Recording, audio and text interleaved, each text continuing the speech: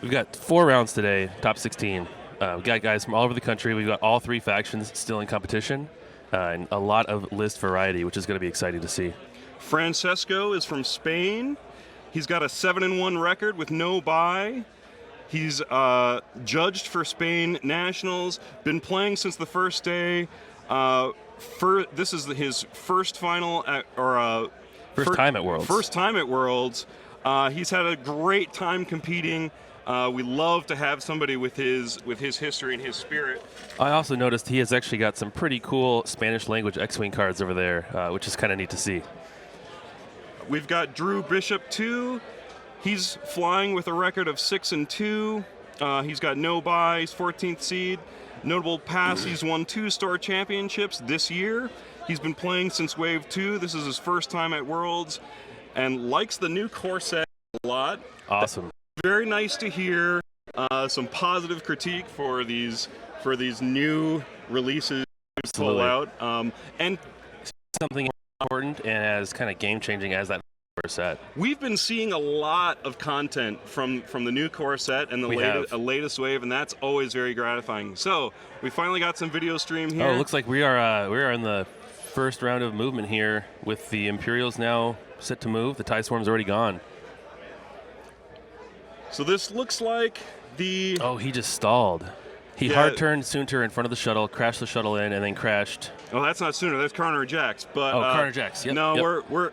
We're witnessing a very conservative cast maneuver with these TIE fighters on the left, the mini swarm led by Whisper crawling up the side.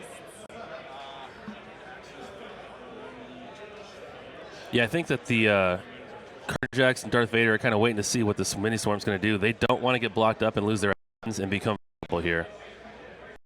Well, they also provide a little bit of support for that shuttle too. Yeah. I'm just really curious to see how long it's going to take for that shuttle and that to commit to any kind of flying here. But Drew is playing aggressive, bringing his swarm up the side. I like it. Someone's got to start this match. I think we'll see Soontir and Vader probably kind of just take off here and try and get around, maybe come through those asteroids, because they're going to have an easier time of it than the TIE Swarm. I don't think either of these guys were on the stream yesterday, so these are new squads for everybody here who's watching at home. You'll notice if you look real close, you'll see those Spanish language alternate art push the limit. I thought that was pretty cool. We love seeing people come in to visit us and play our favorite game from all over the world. I mean, these guys have dedication, right? They're taking a week off of their time. It's not as if they're getting paid to play. This is all recreation for them.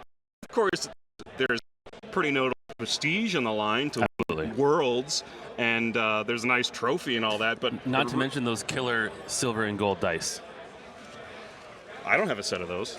Those are nice. Yeah. Where the heck do those come from? Those were a top 16 prize, I believe. Nice.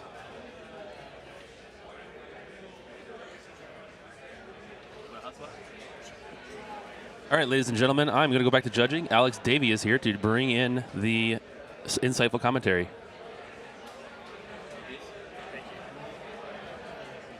Thanks a lot, Matt.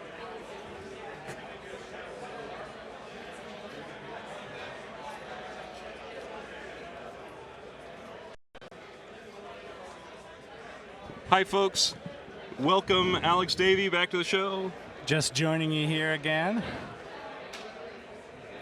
Looks like an interesting opening setup.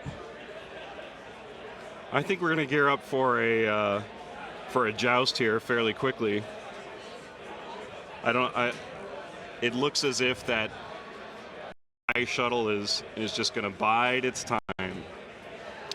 Yep, he's got a very interesting setup in the corner there. Going to take his time, try to make sure that shuttle stays in the fight for as many rounds as possible.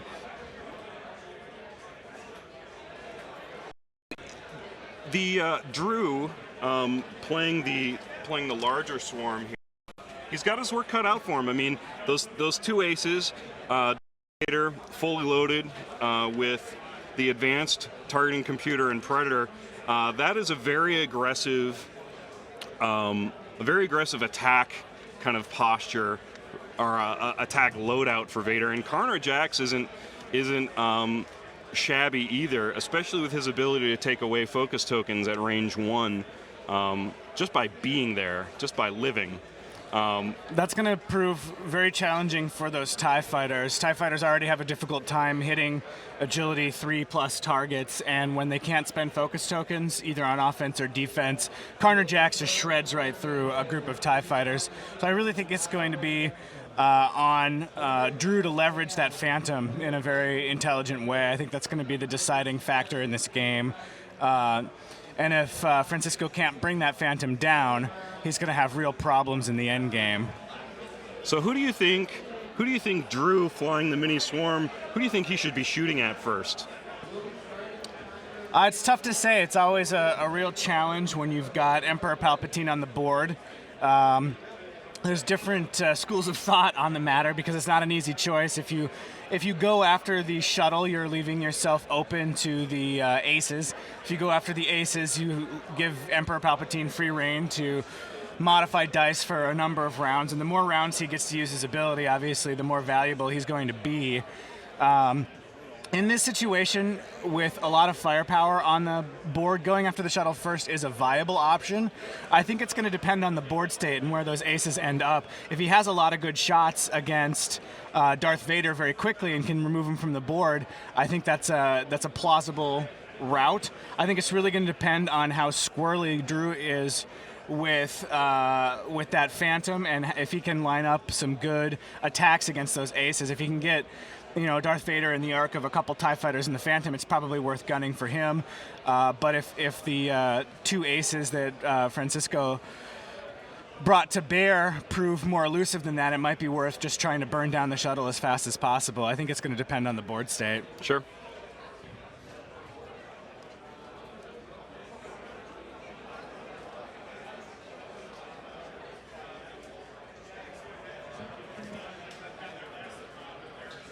While we're waiting for a little bit more maneuvering out of these folks, I'll give you a quick rundown of who's in the top 16 today, who to keep your eyes out for. First off, we've got Paul Heaver versus Matt Hoffman. We've got Aaron Bonner versus Joshua Wicker. We've got the premier match right here on screen, Francesco Menendez versus Drew Bishop. We've got Carl Christensen versus Travis Foss. We've got Brad Miller versus Jeremy Howard. We've got Jonathan Reinig versus Philip Booth. We've got Travis Cooper versus Nathan Ide. And we've got, please excuse my potential mispronunciation, Prismasha Talak versus Dallas Parker. Yeah, we've definitely got some world champions in the mix here. I think just listening to you read that list off, there's at least 3 competitors in the top 16 who are not from the United States, possibly more than that. So really very diverse crowd here at Worlds this year, and that's very exciting to see. Got those TIE fighters on an approach vector. And looks like Karner's just going to go for an aggressive counter deployment here. Staying nice and tight in the corner there. I wonder when he's going to break free from that formation. But it looks like he wants Drew to come to him. I like the amount of control that Francesco is levying against this match here. I think I would be way too impatient and would try to jet across the board, but maybe that's something that sets him apart from novice players like me. Well, I think he knows that he has to play this game very, very well indeed at this level, top 16, having battled his way through 8 rounds of Swiss, 296 players. There's no easy matches from this point forward, and I think that he has a plan here. He has a plan here with this corner formation. He's got a way he wants this to play out, and he's going to stick with his guns. He's clearly thought about this a great deal. No doubt he's played against similar lists before, and he wants to fight this battle on his terms 100%. It's pretty smart to reserve that shuttle like that, too, because the one thing a shuttle can't do well is turn around. But if he can bring that ship to bear in 2 or 3 rounds of combat, those 3 attack dice may make the difference. It's a big hit, and it has a fair amount of hit points. So it looks like he's going to be trying to leverage the shuttle's offensive advantage rather than try to escape with it or flee from this TIE swarm and keep the Emperor alive. And I think that's probably the right strategy. He's got 2 powerful aces that can probably handle Phantom if it comes down to a 2 versus 1 scenario in the end game. So I think he's going to do his best to clean up these TIE fighters and try to create an end game where it's just Whisper versus Darth Vader and Karner Jax, because I think that's an end game that Francisco can win. Well, I'm also really intrigued as to the position of Whisper right now, way on the outside, close to the edge of the board, leading right into the Imperial clutches of the Empire of the Emperor, escorted by Karner and Darth. I mean, he's I feel like he's gearing up to paint himself in the corner. Well, maybe so, but I actually think that the strategies that he's employing here is pretty intelligent. He doesn't want all the guns to go at Whisper right away, because if he loses that Phantom, it's game over for sure. By keeping him far like that and keeping him behind his 4 TIE fighters, he's going to force anyone who's trying to deal with Whisper to come through that cloud of danger. So he's protecting Whisper from Karnar, he's protecting Whisper from Darth Vader, and he's also making sure that Karnar can't get into range 1 and deny him focus and evade tokens that he so desperately needs to stay alive. Sure. So I think he's playing it safe with that Phantom, and I think that's the right play. The Phantom has a few choices. It's probably always going to be able to get a shot on the shuttle, and it can make short work of a shuttle if given free reign offensively. But it also can take attacks of opportunity against those aces. He's going to try to make it as hard as possible for Francisco to outflank this formation. But he is in a spot where he cannot decloak to the right. He can only decloak to the left or forward, so he is somewhat more limited in movement than the Phantom normally is. But I think it's a good spot to be in. I think it's a good board position. I don't know. Whenever I try to play super maneuverable ships, either the TIE interceptors or A-wings, I try to give them as much space as possible to leave open all of my maneuverable opportunities and options. But I can't say that I've played a game at this level of strategy before. I'm just really curious where this is going. Well, I think that the opening exchange here is going to tell us a lot about the shape of this game. It looks to me like Drew may be gunning for that shuttle as hard as possible. Either that or just trying to block up Vader and Soontir here. He's being very aggressive with this TIE formation. I think he knows that he needs to eliminate some threats as quickly as possible, or he'll just get chipped away. And I think that is what he is doing right here. Either that or he's just trying to fan out his arcs as much as possible to try to catch those aces. I'm not really sure exactly what his strategy is, and I think he's leaving himself open to adjust that strategy on the fly here. It's an interesting formation. I did not expect him to fly up so quickly with those TIE fighters. But maybe he's hoping that he can block with that leading TIE if Karner did a fast move. But we're about to find out.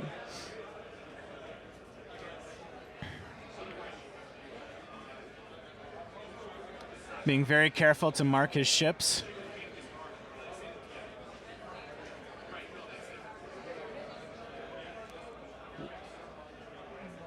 And again, we see the shuttle bumping into Karner.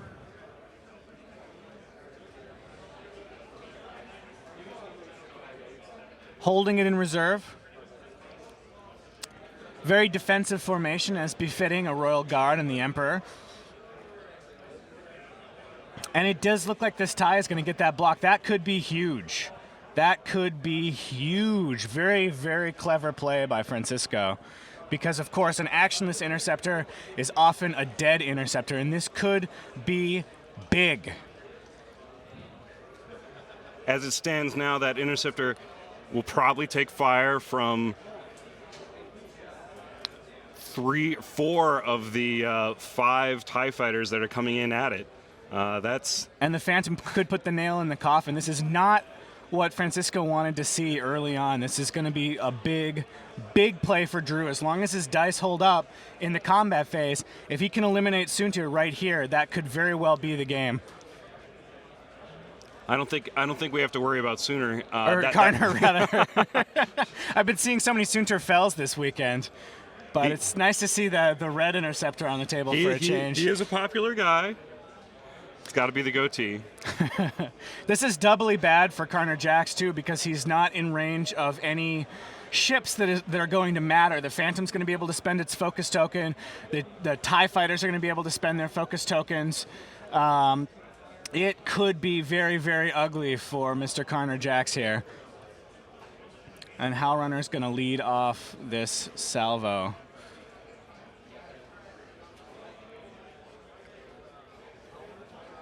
But of course, Drew needs some good dice here.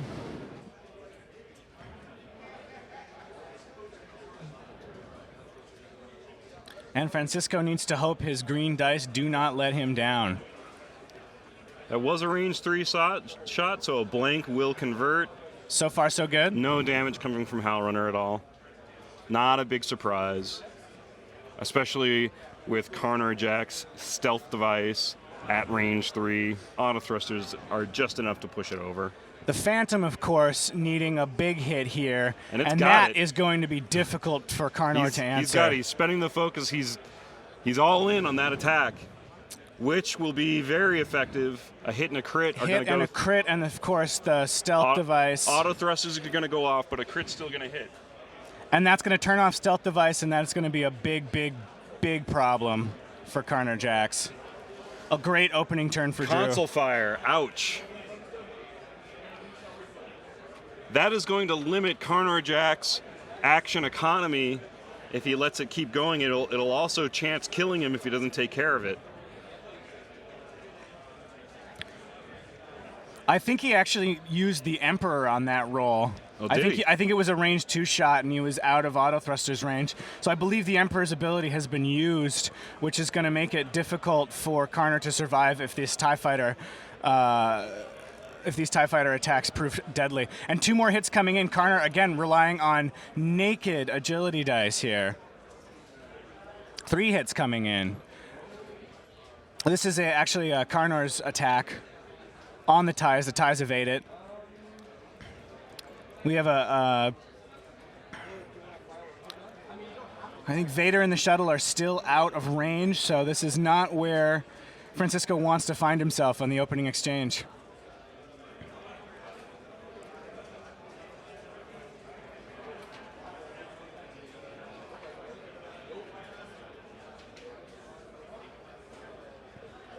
And actually, it looks like Vader was in range, and Karner takes a shot, doing a damage to a TIE fighter. So, at the very least, giving out a little bit of firepower before he might go down here.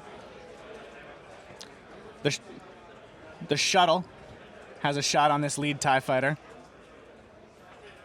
And the shuttle's offense shouldn't be ever discounted. He's got a natural attack of 3. If you leave him alone, he'll hit you. Absolutely.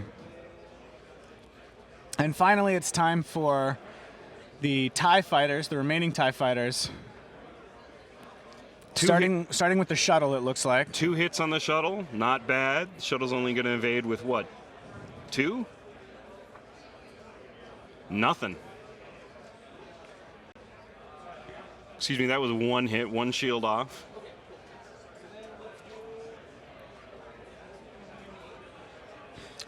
And now for the critical rolls. The TIE swarm of Academy pilots, the 2 left, are going to take pot shots at Karner. They are going to be backed up by Howlrunner. Going to measure the range very carefully here. Of course, auto thrusters critical to Karner's survival here. If this is a range 2, it's going to be much, much better for Drew. Looks like it's going to be very close indeed.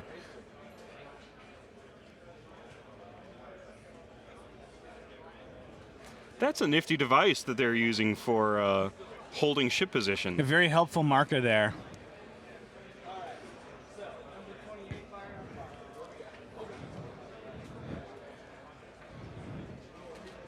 Hal runner reroll. Nothing. Not what he needed. One hit, but you never know when you can sneak one through. We'll know if it's range 2 or 3 here by the number of dice he rolls. It looks like it is a range 3 shot, and he will be just fine. Karnor did take a hit and lost his stealth device.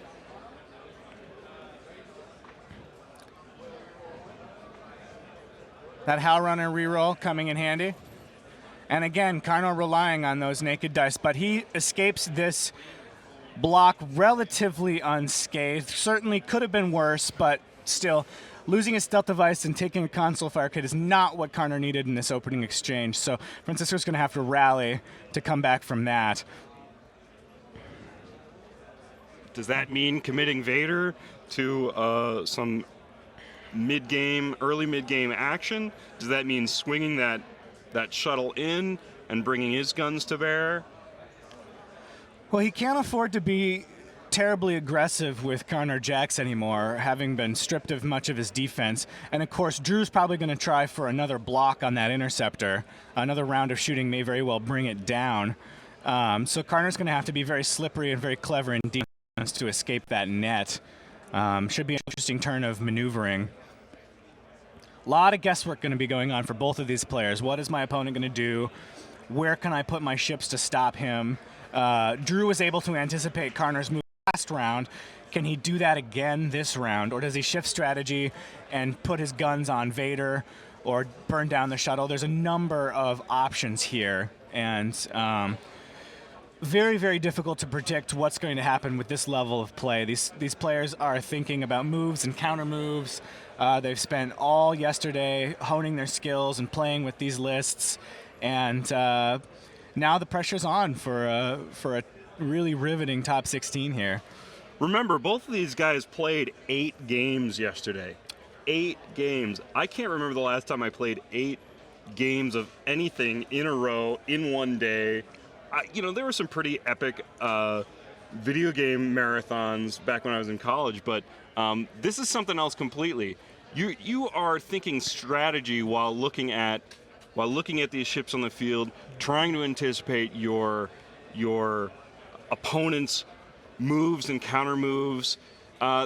There's definitely the opportunity to game yourself, kind of psych yourself out of good decision making, and all of that gets more stressful when your back is hurting a little bit from standing up the whole time, leaning over the table. Even though these guys are playing for the first time today, this is stressful gameplay right now. So we have a request out from the chat feed. What is the strategy behind using the shuttle? I think I can field that question. The shuttle's a really interesting ship because it is one of the most efficient ships in the game in terms of the number of points you pay for its attack dice, for its hull, and for its shields. It is absolutely far and away the most efficient ship in terms of what people tend to refer to as jousting value. And what that means is if it's flying towards the enemy and both ships are shooting at each other, you can't do better than a shuttle. It's cheap. For 21 points, you won't find a cheaper heavy gun platform that's that well defended in the game. The shuttle's Achilles' heel, and what makes it so very challenging to play is the fact that its maneuver dial is absolutely terrible. It is the worst maneuver dial in the game. It is very, very difficult for the shuttle to bring itself back around into the combat once that has passed. It doesn't have a choreographed turn. It has a single hard turn. Most of its maneuvers that are of any difficulty are red. It's a ship that really, really suffers the longer the game goes on, and particularly if the enemy can get behind it. So what we can see from Francisco here is he has basically drawn the fight towards him. He can use this shuttle carefully and slowly and hopefully get 3, maybe even 4 rounds of combat out of this shuttle before the has moved on. And it's possible with this setup and some clever blocking that the shuttle may play an active role in the entire game. And of course, that's exactly what Francisco wants. Now, the other wrinkle to a shuttle strategy is if you put Emperor Palpatine on a shuttle, a very popular build is to just put Emperor Palpatine on an Omicron pilot. It's relatively cheap, 29 points. It's an incredible support role. It can really, really protect your, protect your investment in Vader and in Karna or Sunter or whatever other ace you've brought. And if it does find itself out of the fight, it's still very, very useful just for that Emperor Palpatine ability. Now, Emperor Palpatine, he isn't a cheap upgrade to bring along. I mean, no, not at all. He fills 2 passenger slots on the shuttle, pretty much the entire carry capacity of that shuttle. Slots that could otherwise be used for significantly more offensive positions, maybe weapon specialists that can take 2 target locks or something like this. Darth Vader is a popular choice on shuttles. If you take the Emperor, you can't have Darth Vader crew.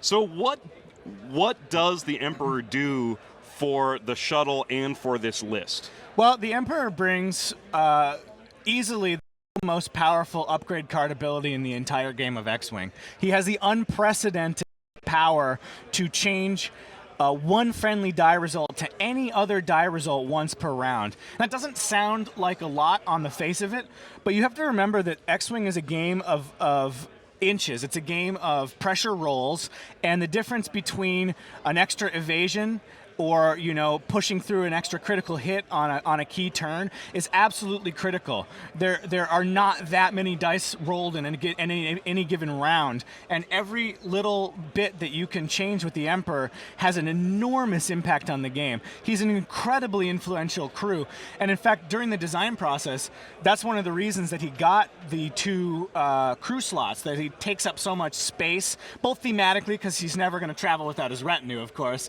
but it's also a balancing issue. We wanted him to be vulnerable. He wanted him to be on a target like a shuttle or a decimator, so that he was able to be approached and eliminated because he has such an unbelievably huge impact on the game.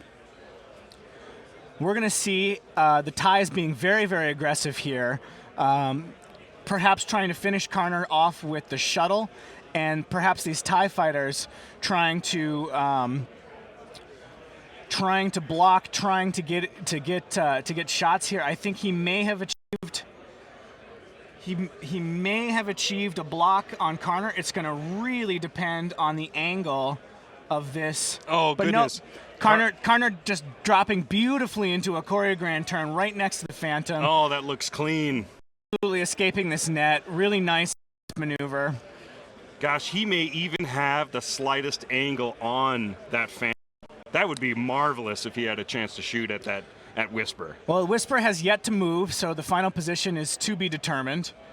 But it looks like, yes, he's going to be able to drop shots right into the back of that Phantom. If that Phantom overlaps... Oh, that's so unfortunate.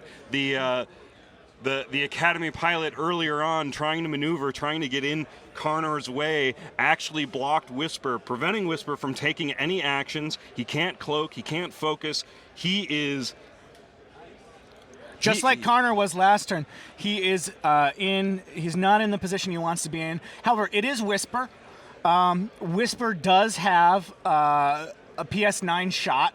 As soon as Whisper fires, Whisper's going to be able to recloak and even get a focus token, most likely. So Whisper should be relatively okay in defense. What that really ends up doing is costing him the offense. If he's going to have an unmodified roll, which you never want that as if you can focus. Now, the interesting thing, if Karna is in range 1 there, a focus token wouldn't have Whisper any good. No. Because Karna denies denies the use of those. So really, actually a really nice position for Francisco here after having a bit of a rough go of it in that initial exchange. It looks like a pretty good spot for that interceptor to be. It's going to be a very, very close game here. We're going to see some very interesting back and forth. I don't expect the shuttle to survive too terribly much longer, but it looks like a lot of collisions happening for these TIE fighters, which is never what you want to see. Nevertheless, good firing arcs. They're going to be able to bring a lot of guns to bear on that shuttle, should they so choose. If Francesco can leverage his advantage that the Emperor gives him and the stunning new position that Karnar Jax finds himself in, he may be able to take a very valuable piece off the board. So, Francesco... Console fire. Looks like Karnar elected to let it ride. Did he receive another damage card from that console fire? Doesn't look like it. It looks like he escaped the risk there this turn. Very, very brave maneuver, letting that fire burn. So we've got Whisper taking a 4-dice attack shot. 2 hits only. Not awfully effective with a reroll. And the shuttle blocking a shot, so only losing 1 shield. That's about the best you can hope for as a shuttle against a Phantom. That was not a great roll for Drew. But he does get the hit and the recloak, which is very important. You can subtly hear the Emperor cackling. And now, of course,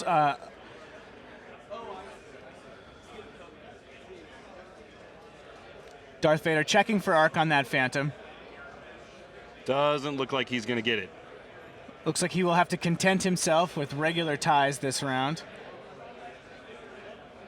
Getting out that laser. That's a lucky break for the Phantom player.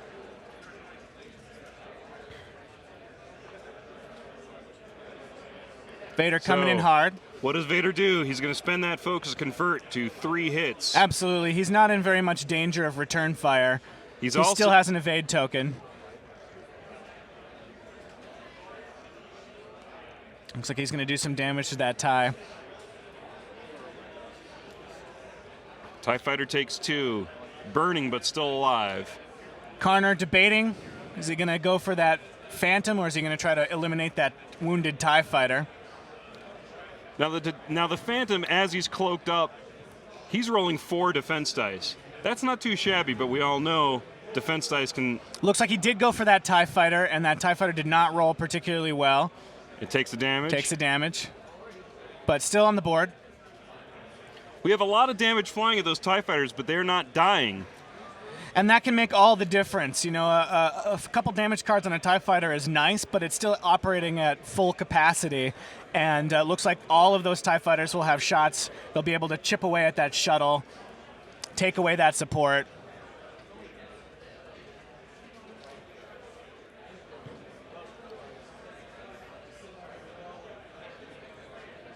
I believe this is the shuttle coming in at TIE fighters.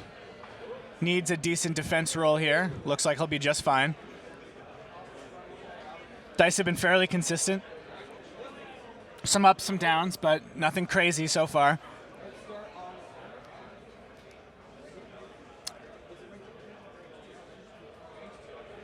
And this TIE fighter trying for a hit on Karnar.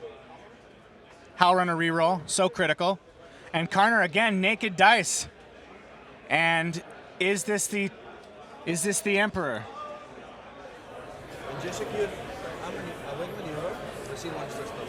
So we've got a question out here from our Karnar takes another hit. From our live stream. There's so many green maneuvers. We'd like Okay, moving on. a listener out there would like to know about target selection. Is the goal to take out the shuttle, get Vader off the board? All right. Would you like It's to? right now. It's Perfect. a reroll one with a help. little hard to tell. It seems as if the focus has shifted We'll from then throw range 1. Karnar Jax to the on the shuttle. shuttle. Vader seems relatively unhampered. I think your focus has to change based on your layout from round to round to round. Absolutely. Leaving Karnar Jax alone, it had to happen. It was just fate that he was able to pull out that maneuver and end up in the backfield behind everybody.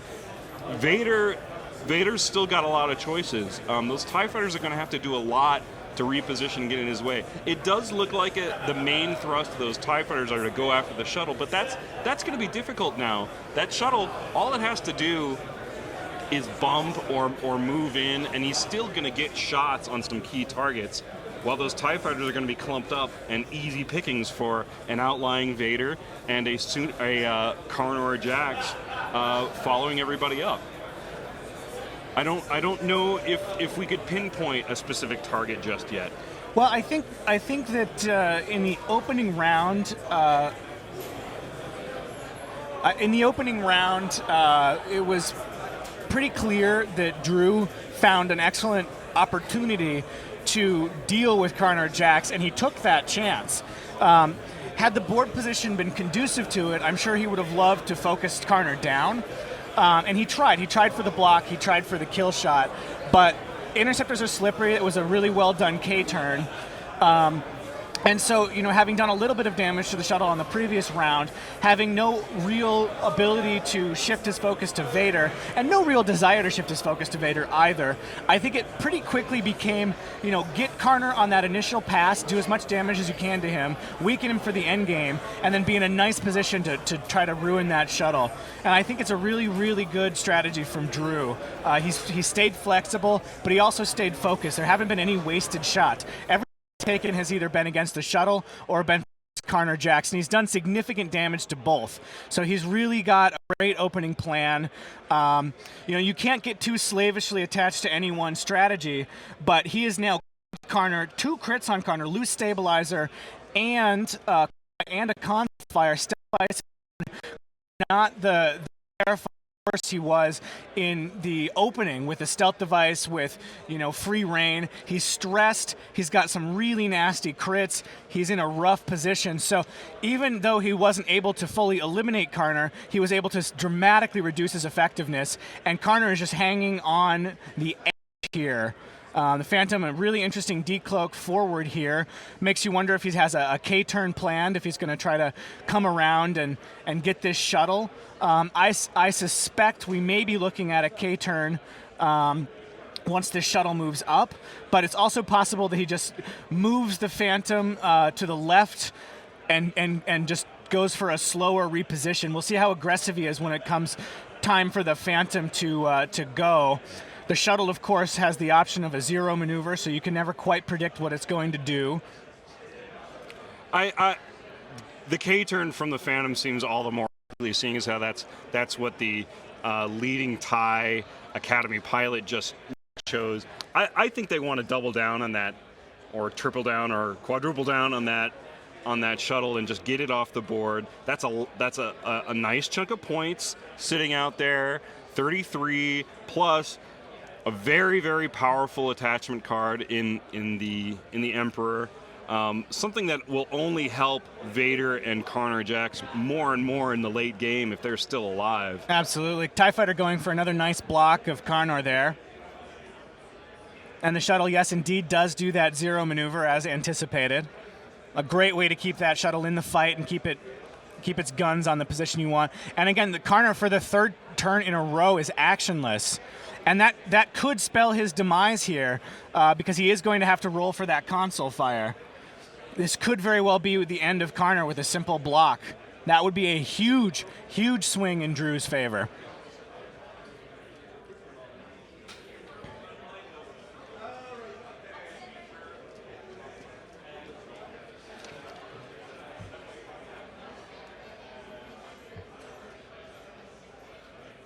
You called it, but it doesn't look as if.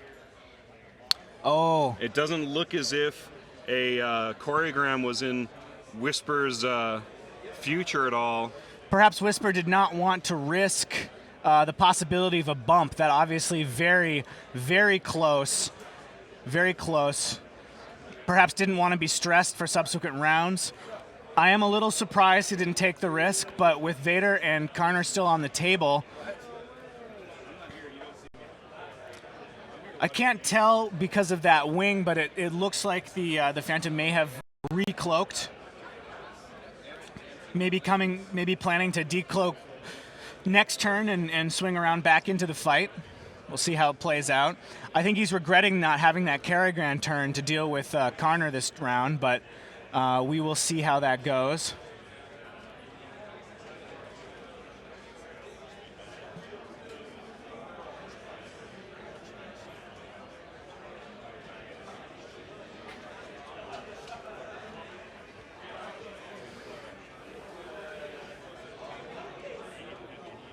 I think that looks like a stress token hanging out by Whisper. I wonder if he tried to pull the choreogram, couldn't do it, hit the Academy TIE pilot instead, and has to stay facing away. I suspect that's exactly what happened. That is a really tough break, that Academy pilot blocking the maneuver he really wanted to do. That is a real problem for Whisper. That could be a big game changer. Not at all what Whisper needed this round. Yep, that is a blocked choreogram turn. He blocked his own turn with the Academy pilot. I think he's really must be kicking himself over that. And just looks like by just a millimeter there. Absolutely, absolutely devastating for Drew to have done that with his Phantom in what otherwise could have been a decisive turn in terms of his own victory.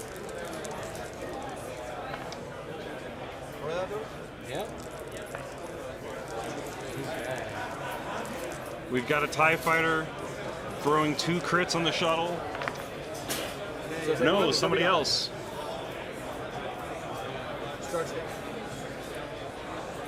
And that TIE fighter has been eliminated by, it looks like, Darth Vader. Gone. Karner jacks to shoot next. Yep. Really tough. He would have been in an absolutely beautiful position, but that Phantom may be out of for several rounds now. Absolutely devastating time to have a blocked choreogram turn right when the position was really excellent to spring a trap. So Karnor does nothing. It may have been helped out at the shuttle, actually. It looks like the Emperor used the defensive ability to block that damage. So yeah, because Drew has the initiative, Hal Runner shoots and then Jack shoots. And here comes Karner, unmodified, of course, and easily defended. All right. Karner's in a rough position, though. He can't do white maneuvers or he'll receive stress tokens. He has a console fire still burning, which could take him out of the action at any given point. But he is still in the fight. And that TIE fighter, no shot. Really tough turn for Drew here. Yep. This may be swinging the game back in Francisco's favor. On the shuttle. That might mean that Karnor has to be a little bit more aggressive. There are quite a few straight greens in Karnor's dial, so maybe he'll just have to shoot forward and start looking after Whisper. Make sure Whisper doesn't come back around and try to leave the fight. I actually think that Francisco's going to be able to save. Is going to be able to save Karner Jax here. Unfortunately for Drew, that blocked choreogram on the Phantom is pointed in the absolute wrong direction. The only thing he's going to be able to bring to bear on Karner maximum is 2 TIE fighters. And if Karner can do a green maneuver, turn the console fire off, he can push the limit to do a different action, and he's going to be in a much better position than he was. Had that Phantom been able to turn around, get a focused shot against Karner, I'm pretty sure Karner would have gone down this turn. But I think that may be the critical mistake in this game. Drew, of course, not out of it yet, but absolutely a brutal position to be in. Had the advantage early on. Hal Runner has gone down, so that's going to reduce his offense considerably. And it's looking like Francisco is in a really, really good spot. He had a rough opening, some great moves by Drew to bring Karner to the brink of death. But without the Phantom in the fight at this point, it's going to be very, very difficult for Drew to rally. Of course, no damage on that Phantom, and many, many turns left to play, but a decisive failed choreogram there. We could be in for the long haul if he plays Whisper conservatively now and tries to swing him outside. Then it just means we're going to watch Whisper dance all over the place, picking targets, little points of damage here and there. gosh, I would. It would be ironic to see Whisper pull apart Vader, pull apart Karner Jax, and just menace the shuttle for the rest of the game. But it absolutely happened, and Drew, of course, critically won the initiative roll, which means Whisper will be shooting first and recloaking before Vader can attack. So that's a very important note in the endgame against Darth Vader. That firing first with that Phantom, using that advanced cloaking device to recloak is really crucial. Karner Jax here bumping again, another risk of a possible console fire. A loose stabilizer does not go off, though, because he was able to do a green maneuver. But, turn after turn, Karner not being able to clear this scrum is not good for Francisco. He's not going to be facing an enormous amount of return fire. He's hanging on for dear life with just a single. Wow, the Phantom decides to swing hard to the left rather than execute a green maneuver. That's going to bring it back into the fight more quickly, but it's going to leave it very vulnerable to Darth Vader. If Darth Vader speeds forwards and tries to go for that Phantom, supported by an offensive dice change from the Emperor, this could be a rough turn for that Phantom. Not where that Phantom needs to be. Not by a long stretch. even if Karner Jax is able to survive that console fire, he might be able to put a lucky damage on that Phantom as well. That would just be ironic. Absolutely. Vader deciding what his actions are going to be. Does he boost and try to take out that Phantom? Does he focus evade? Does he go for that wound fighter? A barrel roll. Interesting. Very interesting. A bit surprising. I guess he wants range 1 on that TIE fighter right in front of him. He may be going for the range 1 shot. He's also got his advanced targeting computer set up against that other TIE. He must have barrel rolled for future position. He must have decided that future turns he's going to want Darth Vader and a particular intercept vector back there. That would explain the barrel roll. And without much return fire coming Vader's way, he's free not to worry about taking an evade action. Bringing it in against this TIE fighter, just going to try to eliminate these TIEs and create an excellent endgame for himself. So we just saw a dice roll for Karner Jax, trying to evade that console fire. It works out. No damage from him. Vader going to spend that focus. Is going to end up hit crit because of the advanced targeting computer. Vader, an absolutely lethal opponent. So looks like one crit will go through. Console fire. It's console fires all over the place here. It's the same one. Yeah. TIE fighters and Phantoms and interceptors just burning merrily in space. Oh my. Range. Let's move the shuttle. Karner Jax here going to try to finish that TIE fighter off. Of course, if he can drop that TIE fighter before it gets a chance to fire, that's going to be much less risk to Karner.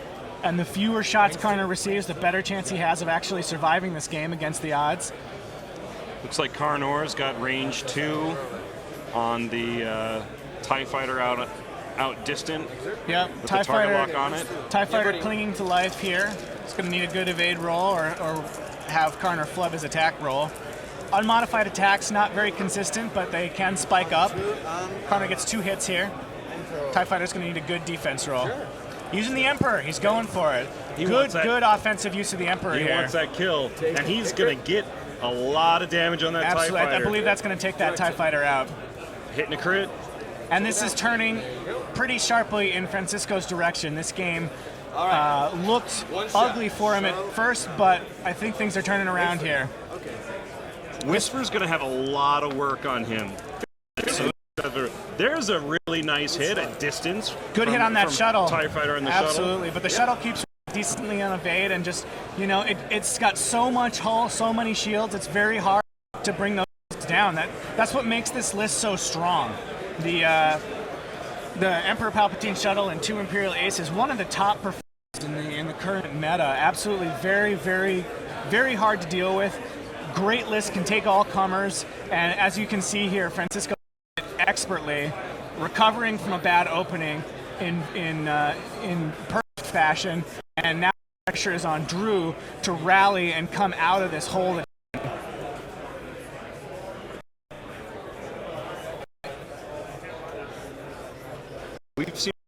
We haven't seen a few variations of that shuttle on screen here, but just walking around, I know quite a few contestants are trying out variations with Soontir, with Karnor, with Whisper even. I think I saw one of those. Vader, sometimes there, sometimes he isn't. I saw a neat list with a shuttle, an ace, and I think a small swarm of 3 regular TIE fighters. There's still a lot of versatility in list building now.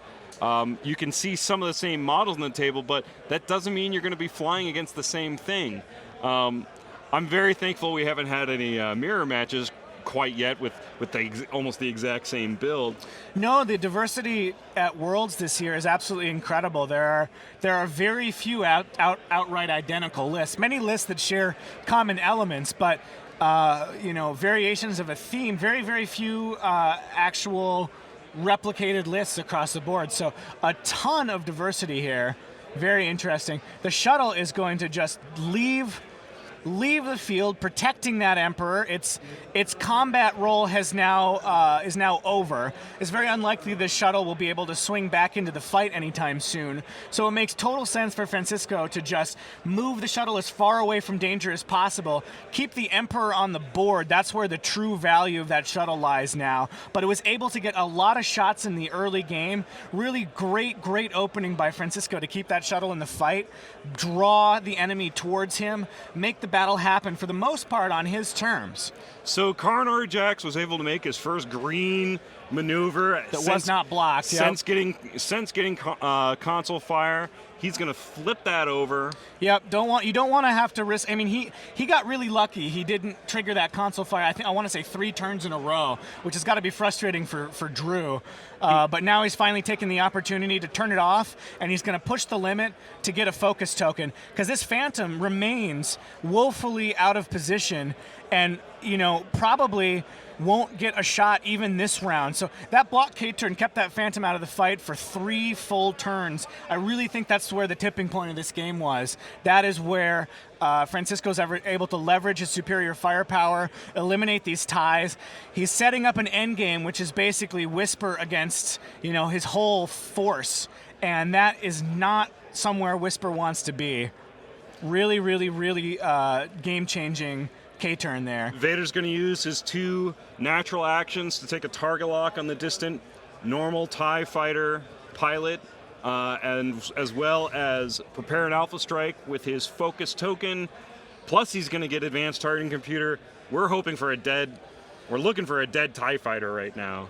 Yeah, it looks like Francisco has decided he just wants to clean up these TIE fighters, set up an end game where the Phantom is in this really awkward position, or it goes after the shuttle and exposes itself to aces, or it tries to duel 2 aces with Emperor Palpatine support, and that is just not a situation you want to find yourself in. Really, the odds are going to be stacked well against him if these TIE fighters start going down one by one, as I suspect they will with this kind of firepower across from them. So we just saw that TIE fighter take a hit and a crit. He's burning. If Karnor Jax can land one more hit on him, that'll clear the decks. And of course, a focused Karnor Jax with the Emperor support should be able to drop another tie. They're going down 1 around, and that is absolutely devastating. Really strong roll. He is not going to use the Emperor. He's pretty confident that these 3 hits are going to do it by themselves. He's going to save that Emperor for defense. And it looks like he made the right call, because that will eliminate that tie. And Palpatine, in very cinematic fashion, escaped this trap. I want to say Imperial insurrection, and was able to slip out, survive. His aces were able to defend him and really turn the tide of this battle, despite a cloaked Phantom coming out of nowhere and trying to assassinate him. Very interesting game. Looks like that last Academy pilot's going to get rank 1 on Karn. He needed a better there. He needs every advantage he can. If he had been able to drop able to bring this game back around a little bit. But with Karner still in the field, that console fire turned off, with plenty of greens on the dial to compensate the loose equalizer, and with all of his ships left on the board, I think Francisco's got to be feeling pretty darn good about the way this exchange went. It's still important that he doesn't get it too ahead of himself. He's got a lot of work taking out that Phantom. The Phantom can still be squirrely, can still circle around the asteroids, and very quickly come back around and be a pain in that shuttle's tailpipe. We're really gonna have to hold our breath and see how this pans out. Yep, it's not over yet. The Phantom's got a rough road ahead of it, but it is a Phantom, and there's, pound for pound, one of the scariest ships in the game. If it gets good dice rolls and good positioning, you can never count a Phantom out, especially one that hasn't been hurt at all. The Phantom is uninjured, fully fueled up and ready for this battle, has done significant damage to Karner Jax, some damage to the shuttle, not out of the fight yet by any means, but certainly has to be feeling under pressure right now to get something done. As the longer Karner stays on the board, the longer he denies focus for Drew's list, the more shots he gets, the more attention he draws. Had one of those console fires taken him out, I think Drew would be in a much more favorable position right now to actually bring things around. But with everything still on the board for Francisco, things are looking pretty grim for Drew. Francisco's got an interesting decision he needs to make. Is he going to pursue the generic TIE fighter? Darth Vader, very aggressive 5 straight here. Rather strange. Oh, that's the Academy TIE, of course. I feel like we're watching a little bit of measurement here for some reason. Yeah, I'm curious as to what that involved. Not sure what they were checking for. But there's the decloak from the Phantom. That feels like a really odd move to me. He must have a plan for it. Oh, I believe. Okay, so they forgot to do the decloak with the Phantom. Now they're going to do this TIE Fighter's maneuver. It's going to chase that shuttle.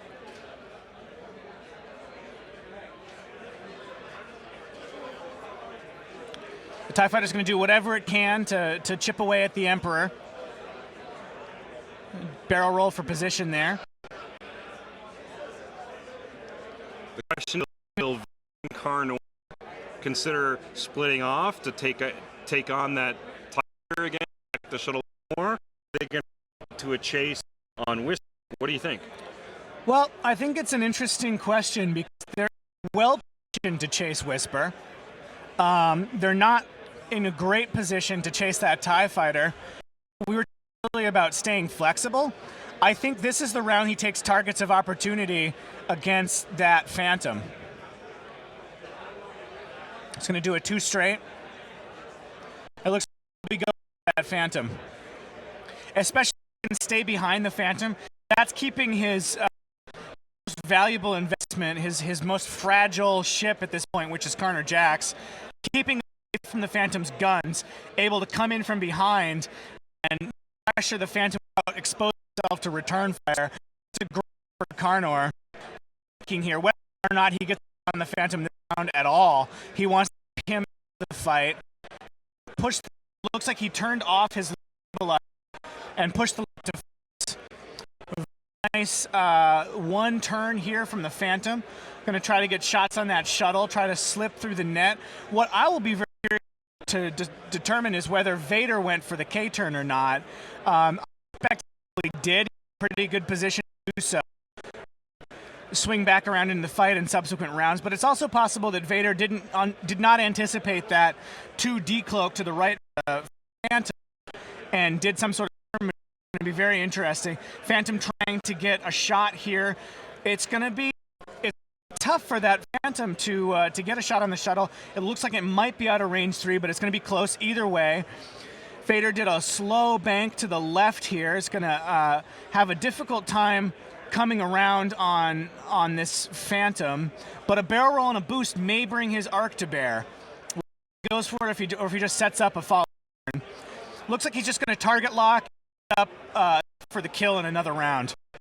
I don't think even barrel roll and a boost would have been able to get him a shot against that Phantom. And even if it had, it would have been an unmodified 2 dice against... Oh, and it looks like the Phantom does have the shuttle. That's a big play.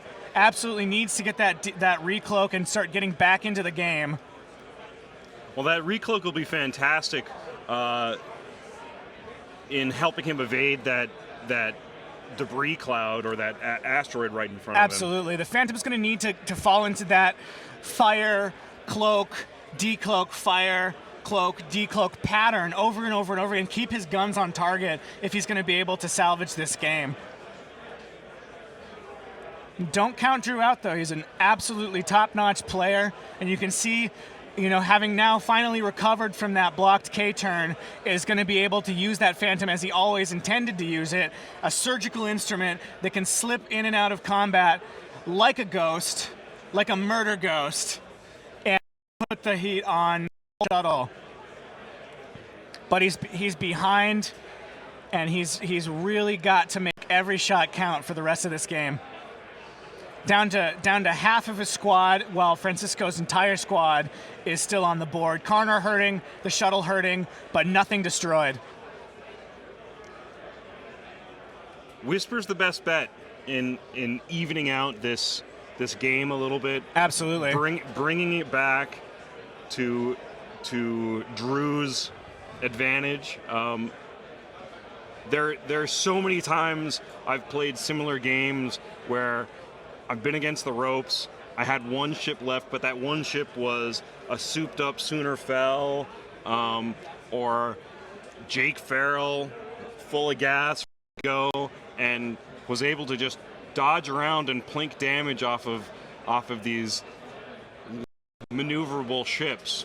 Oh, absolutely. A single well-played ace can fully salvage it, even the most one-sided of games. I've seen crazy things. I've seen Sunter Fell single-handedly take on 100 points and win after being, the last ship on the board.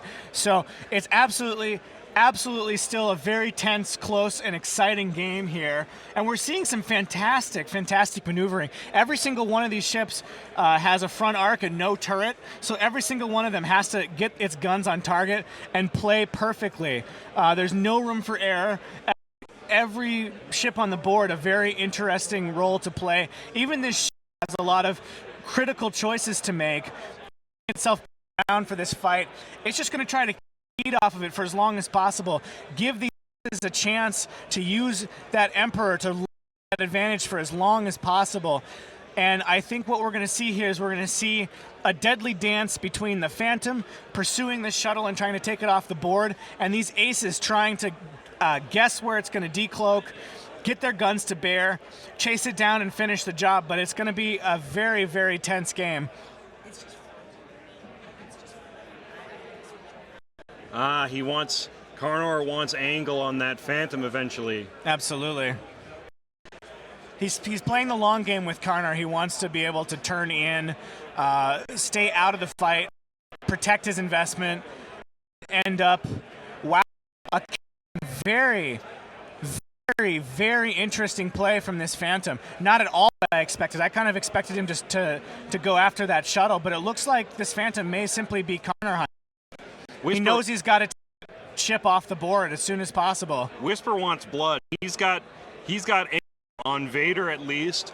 He might even have a range 3 shot. I think he's going to have a shot on Karnar if he wants to take it. He won't have any modifications, but he may be just gambling to try to put Karnar in his grave. 4 attack dice against... He's absolutely doing it. He knows he's behind. He knows he's got to make something happen here. He's got a shot. Nope, no shot on Karnar, just a little too far away. Very, very close call there. Good barrel roll on Francisco's part, got him out of danger. Could not have anticipated Whisper pulling that choreograph. I didn't think he'd do it. I thought he was going to chase after that. It actually puts him in a shuttle. fantastic place here, though. I think it was a really smart move.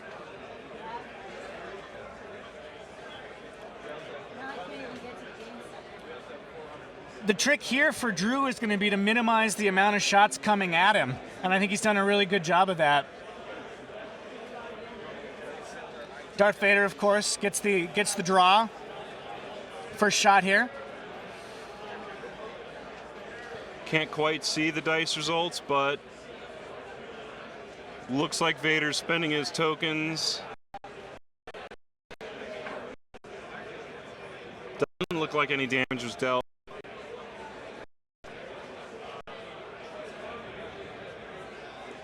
TIE fighter shooting on the shuttle. Oh, good. Yeah, we can.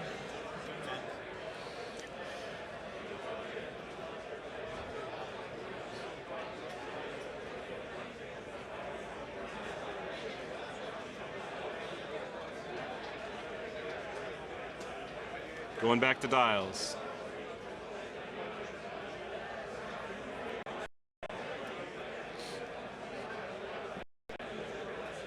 Very tense game here. That Phantom is fairly well positioned to go Karner Jax hunting, should it so choose. But really losing the opportunity to attack that by just a few inches, I think, in terms of firing arc and in terms of the position of Karner, that's going to cost that Phantom flexibility and maneuverability. Losing that cloak opportunity means he's going to be locked into a fairly predictable green maneuver this round if he wants to clear that stress, which is good news, of course, for Francisco. Gives him more time, and every turn that Phantom isn't operating at 100% effectiveness is a turn that Vader and Karner can just clean up that remaining TIE fighter, position for the end game, the pressure being off of them for a round. Every time that happens, that puts Drew further and further behind the momentum of this match. And with the clock, ticking down, he's going to need to make big plays happen as quickly as he can here. Even dropping Karner at this point will not net him a win. He's down too many points with the loss of Howlrunner and both of those TIE fighters. He's going to need to kill the shuttle and Karner and stay alive with the Phantom in order to win this on the points. But it's still doable. That TIE in hot pursuit. All that TIE has to do is land a couple of a hit or two each round. He's still alive. Get that shuttle down to half the points it's worth with MOV. That's margin of victory.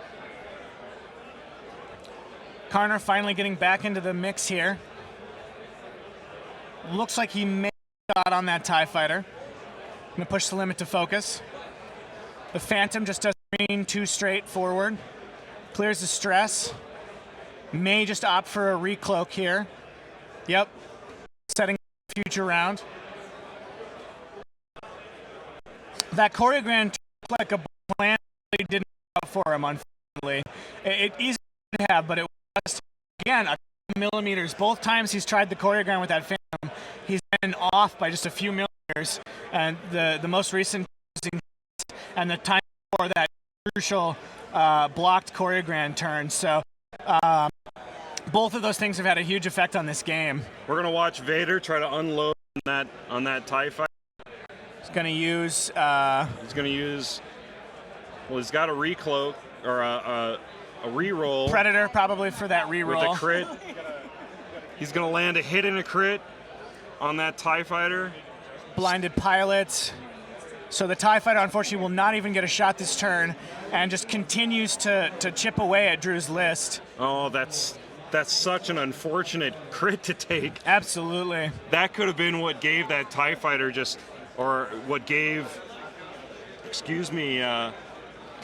Drew the opportunity he needed to land enough damage on that shuttle.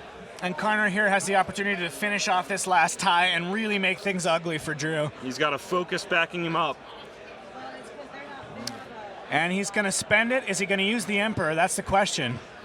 I believe he probably will. I think he spends it, uses the Emperor. Yeah, he's just gonna put the final nail in the coffin, make that TIE fighter's death virtually guaranteed. Yep. And with a full blank roll, didn't even need the Emperor, but it's always better to make it a sure thing, especially with no return fire. And this is exactly where Drew did not want to be, in the end game with only a Phantom against every single ship in Francisco's list. Really, he caught some tough breaks The console fire should perhaps, by the odds, have taken Karnar out of the fight. Karnar survived a number of attack rolls that may have destroyed. Survived 2 crits, that both of which have been a direct hit to end him.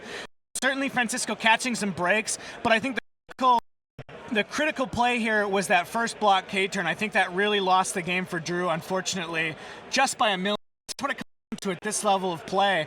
A mistake like that can cost you the entire game. He's not out of the fight yet, but he has got a very, very tough task ahead of him. Anything could happen, though. It's not over till it's over.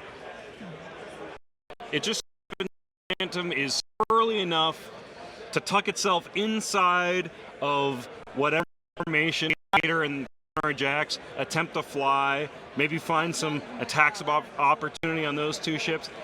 He's got an advantage over Karnar. He can take Karnar out if he's very, very persistent. He's got to stay away from Vader, who is full up. I don't think Vader's taking a damage at all.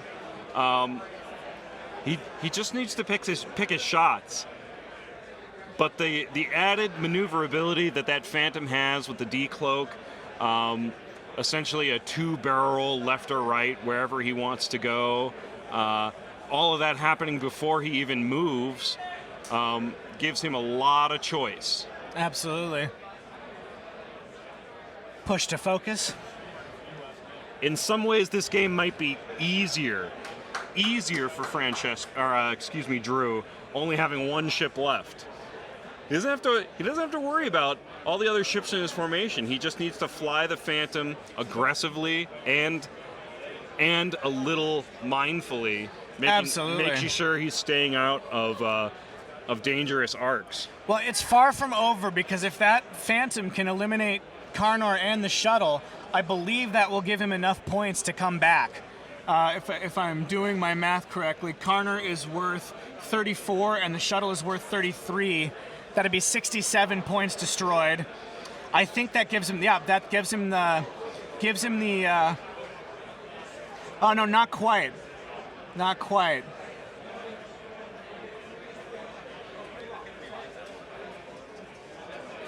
Yeah, unfortunately for Drew, that even destroying Karnar and the shuttle is only going to get him 67 points, and it looks like looks like game just ended. Did we have? Time ran out, and time really ran out for that Phantom, unfortunately. Not enough time to come back from that really crippling K-turn. Really unfortunate for Drew, because I thought he played that opening beautifully. And he had that Phantom landed that K-turn that he wanted, I think this game would have been very, very different. I actually think Drew would have probably brought it home. K-turn successful, that Phantom would have been expertly positioned to eliminate Karnar and start just nailing that shuttle turn out turn. Absolutely. Bringing it in game later against Phantom and TIE fighters, much different result. We saw that not getting shots this game, having a really tough time recovering from that initial K-turn, and just not able to claw his way back out of that dreadful hole that he found himself in the beginning. But it's a game of millimeters. We saw an awful lot of rounds too, where the Emperor was able to manipulate a dice roll one way or the other, saving Karnar from death, adding an additional damage that helped take out the TIE fighter support. It was just a slaughter. Absolutely. I think I wasn't able to watch as carefully as I would have liked, or see what I was missing. But it's entirely possible that he was using the Emperor to guarantee that the console fire did not kill Karnar. I believe on several occasions that may have been the case. Now, I wasn't able to see exactly what transpired or track every Emperor roll, but that's the kind of flexibility that the Emperor gives you. It's not just for combat. You can preserve a ship that's hanging on the edge with a console fire. You can make sure that a bad crit is fixed when you need it to be fixed. You can use that ability in such a flexible, incredible way. Absolutely far and away the most powerful upgrade card in the game. You really pay the points for it. It's the most expensive upgrade card in the game in terms of opportunity cost, those 2 crew slots that it occupies, and 8 squad points. But we've seen time and time again what incredibly powerful card it is, Well, as and, befits the Emperor. and for Francesco, that was 8 points, incredibly well spent. Absolutely, he's got to have been very happy with every single time the Emperor used his ability. It was a huge swing in his favor, and he got to use it round after round after round, which is, of course, the danger of that list. So you have just seen the end of round 9, cut to 16. The very next round we're going to be commenting for you on will be the cut to 8. Absolutely, we're getting closer and closer to the 2015 World Champion here, and I am very, very excited. I don't have any information on Paul Heaver's match, but he made the top 16 cut. It's possible we are looking at a three-peat here. That would be amazing. Get that hype rolling. We'll have some data as to who the top 8 is very, very shortly here as the matches wind down and the score sheets come in. I'm super excited to see who made the cut and what lists are still in play. We know, of course, that deadly Karner Jax, Darth Vader, and Emperor Palpatine, very thematic, very lethal, very competitive list is still in play. Absolutely has a chance to take in any of these 16 lists has a chance to take the top spot here. Maybe we'll see that list again. So we're going to take a short break, and then we'll be back for the top 8. Stay tuned. Here at Fantasy Flight Games World Championship 2015. Thank you very much.